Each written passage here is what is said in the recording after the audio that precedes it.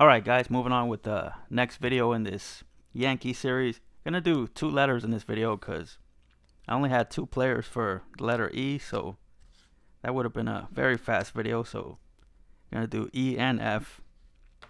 So let's start with the first guy for E. Jacoby Ellsbury bat piece. I think I got this in a care package from Big Marv a while ago.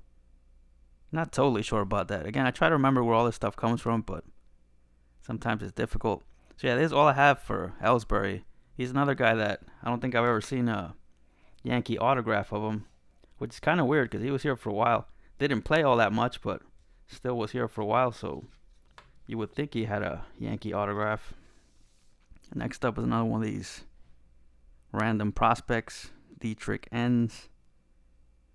I kind of remember the name, but I don't think he ever got called up. If he did, it wasn't for very long. And so that's it for the E stuff.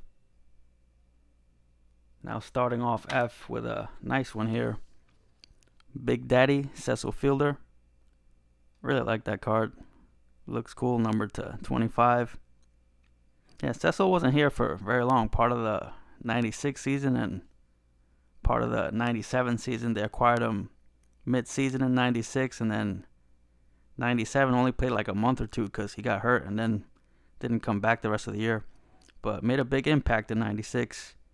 Gave him the right-handed power they needed. Got some home runs in the playoffs. He hit over 400 in the World Series, which I always said he probably should have won the World Series MVP that year.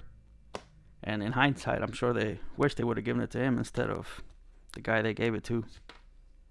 Here's another random prospect here, Drew Finley. Honestly, I do not remember at all, but nice looking card. Next up, we got John Flaherty. Pretty solid catcher for a bunch of teams throughout his career. Came to the Yankees towards the end, so he was just a backup to Jorge Posada, but again, did a solid job. Now works for the Yes Network, which is actually pretty funny. Like, during his career, he was always so serious. I don't think I ever saw him smile once his whole career, but again, now he's kind of funny as a commentator, and sometimes he's in the studio working the pre and post game. So really like him. Really glad to have a Yankee auto. Got this in a group break with Colby Hopper, which I'll be saying that a few times throughout this series because Colby hit a few nice things for me in some breaks. This next guy could turn out to be a didn't make it prospect if they're not careful. Esteban Florial. Another really cool looking card. I'm not sure if that's supposed to be a piece of the hat or what. I don't think it would say back there, but yeah, this guy has some skill, but he's another one of those guys that they just kind of keep in the minors forever. Here's an auto. Really like the look of that too. I picked this up because I had never seen one of those from Panini Black Friday, so when I saw it, it kind of caught my eye. Picked that up for like $10, which when he first started having autographs, you definitely weren't gonna get his autograph for $10. And this next one I got even cheaper. Threw a 99-cent bid on this on eBay and ended up winning it for that, plus a few bucks for shipping. So yeah, it just goes to show you some of these prospects, they come up, their stuff is super expensive right out of the gate. Because again, his autographs his first few years were very expensive, but people move on to whoever the new hot prospects are, and they forget about guys like this. So was able to grab this super cheap.